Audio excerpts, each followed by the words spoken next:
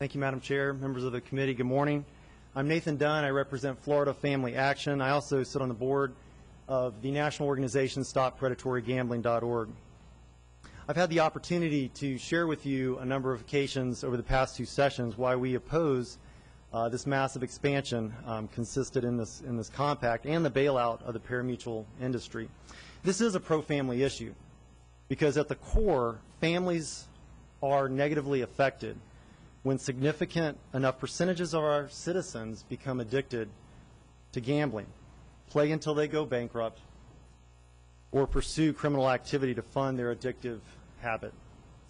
I also wanted to point out that with every piece of legislation that comes before this body, members are encouraged to evaluate the proposed legislation in light of 8 guiding principles as a part of the House of Representatives. One of those principles is to balance the state budget.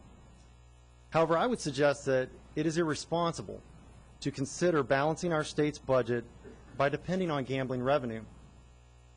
It is morally wrong to balance the state budget on the backs of the most financially vulnerable in our state, especially our elderly. Dr. Earl Grinnells, who appeared before your committee, pointed out from his research that for every dollar that you're going to get from increased gambling with this vote, $3 must eventually be spent by the state on expenses related to crime and increased social services. By ignoring this fact, it is fiscally irresponsible to vote for this bill in violation of your own principle.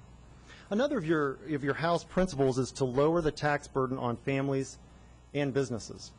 But this bill actually places an enormous tax burden on the poorest Floridians. Research indicates that households with low incomes spend a significantly higher percentage of their income on gambling products than those in higher income brackets.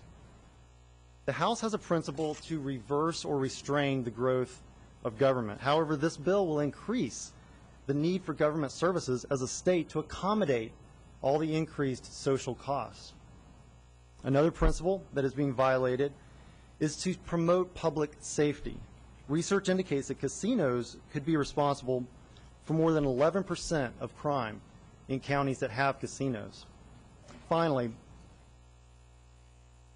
this unnecessary compact deal most seriously violates the most important, what I believe is the most important House principle, which is to foster respect for the family.